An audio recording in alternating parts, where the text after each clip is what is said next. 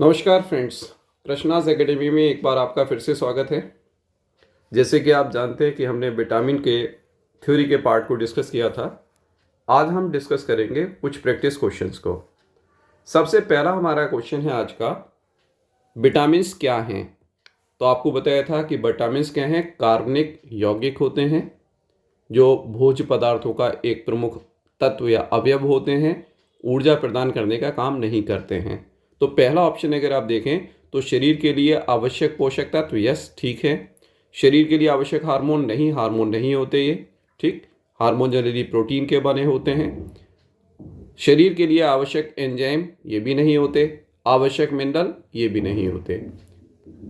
ये सारे टॉपिक हम अलग अलग पढ़ेंगे। तो हमारा आंसर क्या हो जाएगा? हमारा आंसर है फर्स्ट, शरीर के लिए आवश्यक पोषक तत्व। दूसरा हमारा क्वेश्चन है, वसा में घुलनशील विटामिन कौन कौन से हैं। तो आपको बताया था थ्योरी पढ़ाते समय कि इसके लिए एक आप सेंटेंस याद कर लेंगे, या सॉरी एक वर्ड याद कर लीजिए सीधा सा, जिसका नाम है एडेक। जैसे हेडेक वर्ड है वैसे ही एडेक बना लीजिए अपने मन से। तो ये सारे के सारे vitamin, vitamin A, vitamin D, vitamin E और विटामिन के, ये कैसे हैं? ये सारे के सारे आपको बताया था फैट सॉल्युबल होते हैं, वसा में घुलनशील होते हैं। और आपको बताया था बी एंड सी, ये जो विटामिन हैं ये कैसे हैं? ये जल में घुलनशील होते हैं या वाटर सॉल्युबल होते हैं। तो एक तो सीधे ही आप इसका आंसर देख रहे हैं कि आपको मिल रहा है कि विटामिन ए, डी, ई, के, ये सारे के सारे पहले ऑप्शन के अंदर गिवन हैं। बी और सी जल में घुलनशील है इसलिए आंसर नहीं है। इसमें डी वसा में घुलनशील है लेकिन बी जो है जल में घुलनशील है इसलिए आंसर नहीं है। ऐसी सी जल में घुलनशील है और ई वसा में घुलनशील है इसलिए ये आंसर नहीं है। तो हमारा आंसर, राइट आंसर क्या हो गया? हमारा राइट आंसर हो गया वसा में घुलनशील vitamin A, D, E and के हैं। अगला हमारा क्वेश्चन है, विटामिन ए की कमी से कौन सा रोग होता है। तो ये आपको बताया था, इस बीमारी को हम नाम देते हैं रतौंधी, क्योंकि आपसे कहा था कि विटामिन ए जो है वो एक पिगमेंट बनाने का काम करता है जिसका नाम है रोडोप्सिन। ये हमारे रेटिना की रॉड सेल में पाया जाता है और दिन और रात में देखने में सहायक होता है। स्कर्वी विटामिन सी की कमी से होता है। एनीमिया विटामिन B9 यानी कि फोलिक एसिड जिसको हमने कहा था, इसकी मेन कमी से होता है। वैसे अगर हम खनिज की कहेंगे तो आयरन है। और ये ग्वाइटर कहलाता है इंग्लिश में, गलघंट जिसको हम कहते हैं। थायराइड ग्रंथि जो होती है हमारी, ये साइज में बड़ी हो जाती है और ये आयोडीन की कमी की वजह से होता है, ठीक है। जो आयोडीन है अगर ये मात्रा में कम हो जाता है, ये एक तत्व है, खनिज है, जिसकी वजह से ये रोग हमारे शरीर में होता है। तो इसका भी आंसर हमारा क्या हो गया? हमारा आंसर हो गया फर्स्ट, विटामिन ए की कमी से रतौंधी रोग होता है। अगला हमारा प्रश्न है, विटामिन डी की कमी से क्या होता है। देखें, रिकेट्स होता है, ठीक है। ऑस्टोमलेशिया ये भी होता है। एनीमिया ये नहीं होता, अभी बताया। फोलिक एसिड या आयरन की कमी से होता है, ये आयोडीन की कमी से ये नहीं होता। अब इन दोनों में अगर हम देखें तो अब इसमें से एक हमें चूज करना है। तो ऑस्टोमलेशिया बहुत ज़्यादा कॉमन नहीं है। हाँ, अगर मान लीजिए हम ये कहें कि बुढ़ापे में एज बढ़ने के साथ साथ कैल्शियम, विटामिन डी कम होने की वजह से ऐसा हो सकता है। ये जनरली ओल्ड एज में हमारे शरीर में कैल्शियम की कमी होने की वजह से होता है। लेडीज़ में मुख्यतः जो है ये प्रॉब्लम रहती है। लेकिन सबसे ज़्यादा कॉमन रोग अगर है तो उसके लिए हम इसमें से जब प्रेफरेंस देंगे तो हम आंसर बनाएंगे रिकेट्स, ठीक है। रिकेट्स जो है वो मेन आंसर इसका माना जाएगा। अगर रिकेट्स नहीं होता तो ऑस्ट्रोमलेशिया कर देते, और अगर कोई ऐसा ऑप्शन होता रिकेट्स एंड ऑस्ट्रोमलेशिया तो हम दोनों को लगा देते। तो हमारा आंसर पहला हो गया ए। नेक्स्ट है, विटामिन ई का मुख्य कार्य क्या है। बिल्कुल देखें, विटामिन ई को आपको बताया था ब्यूटी विटामिन कहलाता है, या आपको बताया था एंटी स्टेरिलिटी जो है विटामिन कहलाता है। अब क्योंकि ब्यूटी विटामिन है तो ये कार्य किसका करता है? एजिंग से बचाने के लिए एज ए एंटीऑक्सीडेंट के रूप में कार्य करता है। तो पहला ऑप्शन हमारा सही हो रहा है। दूसरा ऑप्शन देखें, रक्त के थक्के जमाने में मदद करना, नहीं, ये किसका काम था? ये काम है विटामिन के का। हड्डियों का विकास करना, ठीक है, या उसमें मदद करना, ये विटामिन डी का कार्य है। त्वचा को स्वस्थ रखना, ये बहुत सारे विटामिन का काम होता है। इसमें बी कॉम्प्लेक्स भी इंक्लूड होते हैं और विटामिन ई का भी रोल होता है। लेकिन अगर इंडिपेंडेंट विटामिन ई की बात करेंगे तो हमारा आंसर क्या हो जाएगा? ऑप्शन 1। दूसरा आता है विटामिन के मुख्य कार्य क्या हैं। यह भी मैंने ऊपर ही आपको बता दिया, तो आंसर तो आपको मिल सकता है। रक्त के थक्के जमाने में काम करता है। जब हमारे शरीर में कहीं चोट लग जाती है और रुधिर बाहर बहना शुरू हो जाता है, तो ऐसी कंडीशन में क्या होता है, उसका थक्का जमाकर उसको बहने से रोका जाता है, और उसमें विटामिन के का प्रमुख रोल है। विटामिन के हमारी लिवर कोशिकाओं में यानी कि यकृत कोशिकाओं में एक केमिकल कंपाउंड, एक प्रोटीन बनाता है जिसका नाम है प्रोथ्रोम्बिन, और वो प्रोथ्रोम्बिन क्या करता है, रुधिर का थक्का जमाने में सहायक होता है। ऐसे ही आपसे कहा कि हड्डियों के विकास में अभी हमने कहा विटामिन डी है। त्वचा को स्वस्थ रखने के लिए बी कॉम्प्लेक्स के कुछ विटामिन बताया और ई आपको बताया। आंखों की रोशनी के लिए विटामिन ए है। तो हमारा आंसर फिर यहाँ पर क्या हो जाएगा, पहला। विटामिन के जो है रक्त के थक्के को जमाने में मदद करता है। अगला हमारा प्रश्न है, विटामिन की कमी से होने वाले रोगों को क्या कहते हैं। ओके, जैसे हमने कहा कि अगर विटामिन की कमी होगी तो एक टर्म यूज किया जाता है, ये इंग्लिश टर्म है जिसको कहते हैं हाइपोविटामिनोसिस, जिसको हिंदी में वर्ड यूज किया जाता है अविटामिनोसिस। ठीक है, आ वर्ड हिंदी में ठीक है, लेकिन इंग्लिश में एप्रोप्रिएट टर्म ज्यादा अच्छा है, हाइपोविटामिनोसिस। ए का मतलब है बिल्कुल नहीं होना। विटामिनोसिस सिंपल सी प्रोसेस, विटामिन के इफेक्ट क्या होंगे, मिनरल के इफेक्ट क्या होंगे, मिनरलोसिस होगा या पोषण संबंधी विकार हो सकते हैं, लेकिन सही टर्म क्या है, अविटामिनोसिस। और अगर इसकी मात्रा बढ़ जाती है अधिकता से, तो आपको कहा था इसको नाम देते हैं हाइपर विटामिनोसिस। हाइपर मीन्स अधिक, हाइपो मीन्स कम, ये हमें ध्यान रखना है। तो हमारा आंसर क्या हो गया, हमारा आंसर यहां पर ए विटामिनोसिस। अगला हमारा क्वेश्चन आता है, विटामिन के स्रोत क्या हैं। अब क्योंकि यहां पर कोई स्पेशल विटामिन को कोट नहीं किया, तो हमारे सारे आंसर सही हो जाएंगे। जैसे फल सब्जियां और बेबे विटामिन ई के लिए होता है, अनाज और दालों में भी विटामिन ई पाया जाता है, डेयरी उत्पाद और मांस इसमें विटामिन डी प्रेजेंट होता है। तो विभिन्न प्रकार के स्रोत हो सकते हैं अलग अलग विटामिन के लिए। तो हमारा आंसर क्या हो जाएगा, सभी विकल्प सही हैं, डी। नेक्स्ट, अगला आता है, विटामिन की आवश्यकता क्यों होती है। तो एक एक करके ऑप्शन देखते हैं। पहला ऑप्शन है शरीर के विकास और रखरखाव के लिए, ठीक है। बीमारियों से बचाव के लिए, चल सकता है लेकिन सभी नहीं। विटामिन केवल उन्हीं बीमारियों से बचाव कर सकते हैं जहां पर उनका डायरेक्ट रोल होता है। ओके, ऊर्जा उत्पादन के लिए बिल्कुल काम नहीं करता, तो ये भी सही हो रहा है लेकिन पूरी तरीके से सही नहीं है, तो सही विकल्प तो हो नहीं सकता। तो इसका आंसर क्या हो जाएगा, इसका आंसर हो जाएगा शरीर के विकास और रख रखाव के लिए इसकी आवश्यकता होती है। क्योंकि बहुत सारे विटामिन आप पढ़ोगे सह एंजाइम का कार्य करते हैं, जो शरीर की सभी उपापचयी क्रियाओं को नियंत्रित करने में सहायक होते हैं। अगला हमारा प्रश्न है, विटामिन ए के सोर्स क्या हैं। विटामिन ए के सोर्स अगर देखें तो गाजर, शलजम और पालक, ये ठीक हो रहा है।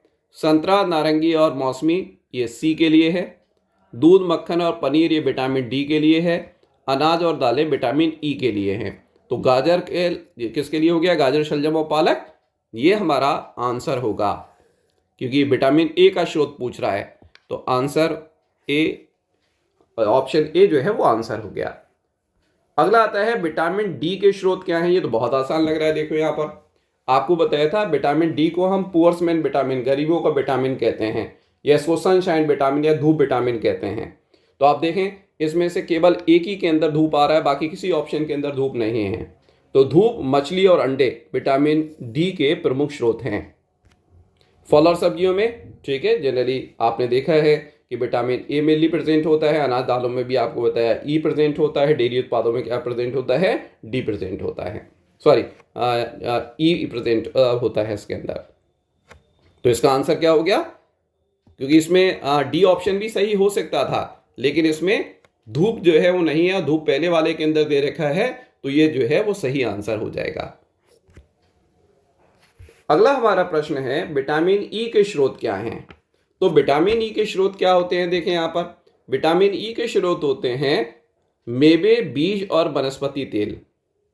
यही इसका सही आंसर है, ठीक है। अनाज, दालें, फल, सब्जियां, डेयरी उत्पाद, मांस अभी आपको बताया, ये इसके सोर्स जो है वो नहीं है। तो हमारा आंसर सीधा सीधा यहां पर याद कर लेते हैं, और वो क्या है, वनस्पति तेल, बीज और मेवे। अगला हमारा प्रश्न है, विटामिन के स्रोत क्या हैं? विटामिन के स्रोत होते हैं हरे पत्तेदार सब्जियां और मछली। ठीक है, बाकी आप बार बार रिपीट कर रहे हैं तो उसको हम डिस्कस नहीं कर रहे हैं, तो हमारा आंसर यहां सीधा क्या हो जाएगा, ए।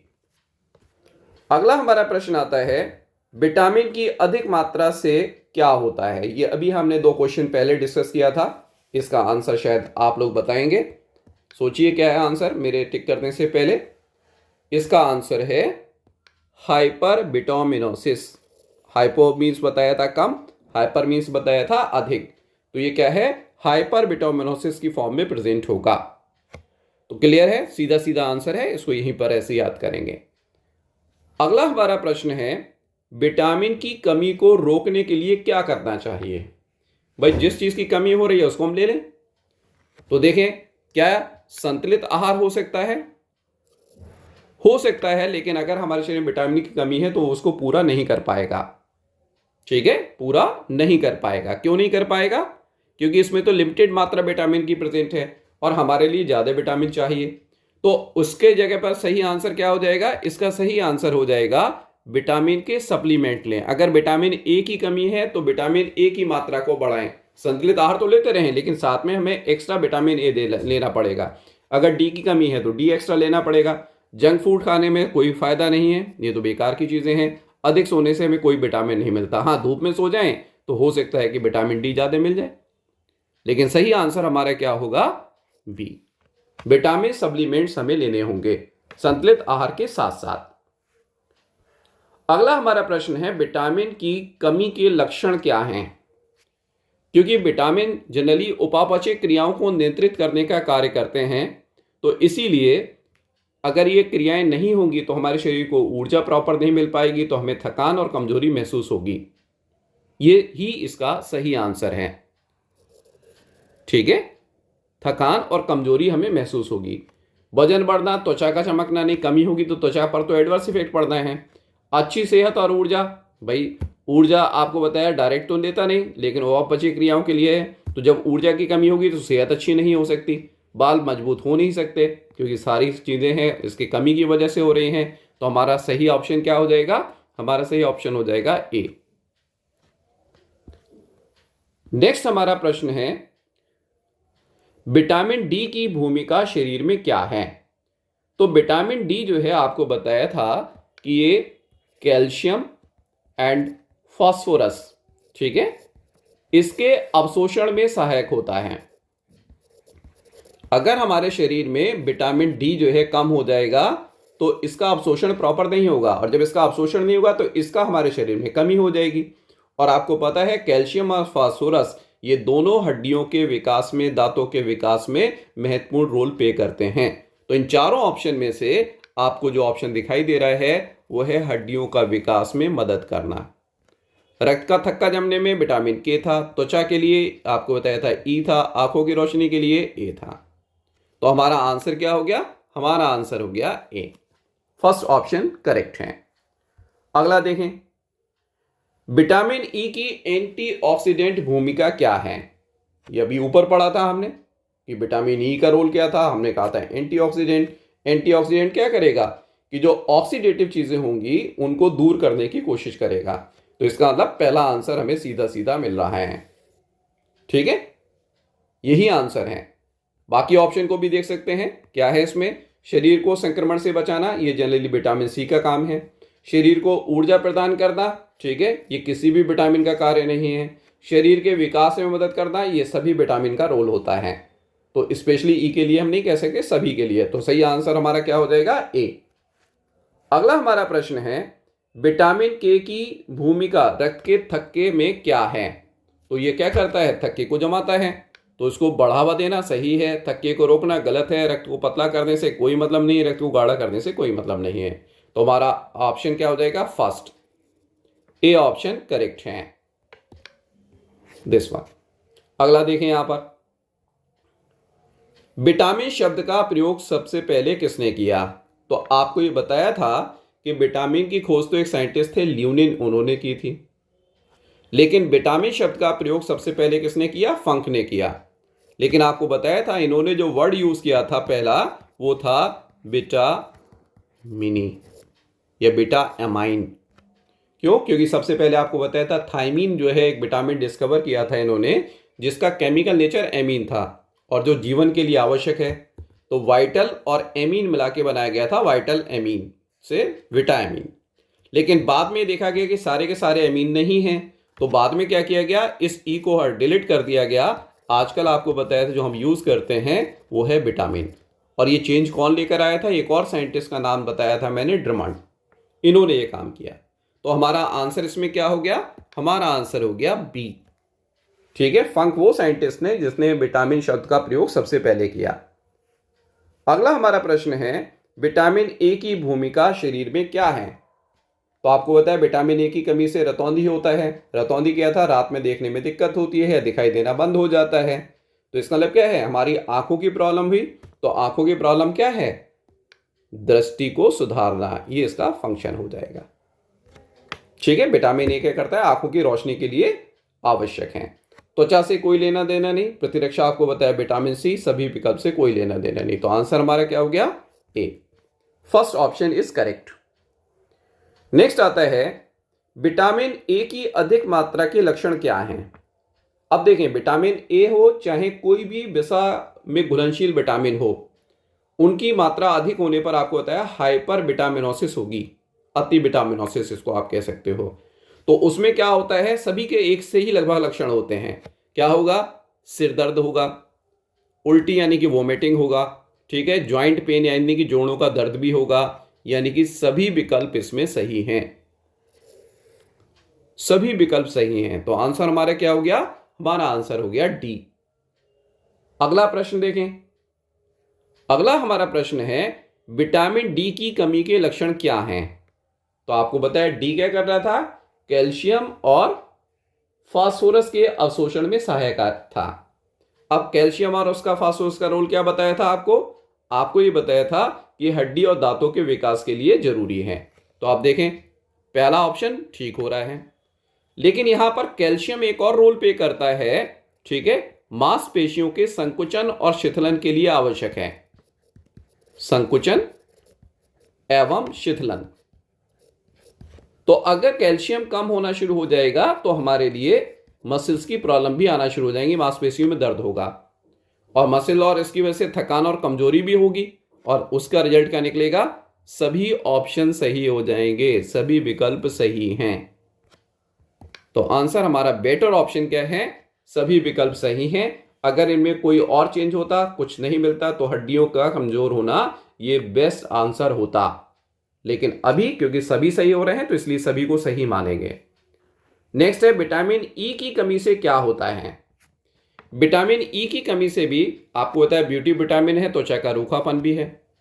और इसके अंदर क्योंकि बाल जो हैं हमारे त्वचा में ही रहते हैं, तो बालों का झड़ना भी जो है वो इसका एक पार्ट हो जाएगा। फिर आपको होता है कि मसल्स के में भी इसका इंपॉर्टेंट रोल होता है। तो इसका आंसर भी क्या हो जाएगा? इसका आंसर हमारा हो जाएगा सभी विकल्प सही हैं। सभी विकल्प सही हैं। ओके, डी ऑप्शन करेक्ट है। अगला देखें। सॉरी, आज यही लास्ट क्वेश्चन है, तो आज इतना ही रखते हैं। अब शायद क्वेश्चन की प्रैक्टिस के बाद आपको ये टॉपिक जो था फैट सॉल्युबल विटामिन या विटामिन का इंट्रोडक्शन, ये आपको क्लियर हो गया होगा। एक बार फिर से इसको पढ़िए, इन क्वेश्चन की फिर से प्रैक्टिस कीजिए और उम्मीद है कि ये चीज़ें आपको अच्छी तरीके से क्लियर हो जाएंगी। अगला हमारा जो टॉपिक रहेगा वो रहेगा वाटर सॉल्युबल विटामिन या जल में घुलनशील विटामिन। तो अगले वीडियो को जो है जल्दी ही आपके पास भेजा जाएगा और उम्मीद ये करते हैं आप उसको भी लाइक करेंगे, शेयर करेंगे और चैनल को सब्सक्राइब करेंगे। आपसे बार बार ये है कि पूरा जितना भी एपिसोड हम आपको दे रहे हैं, थ्योरेटिकल पार्ट को पहले कीजिए और उसके बाद उनके क्वेश्चन हमारे साथ कीजिए। थैंक यू, धन्यवाद।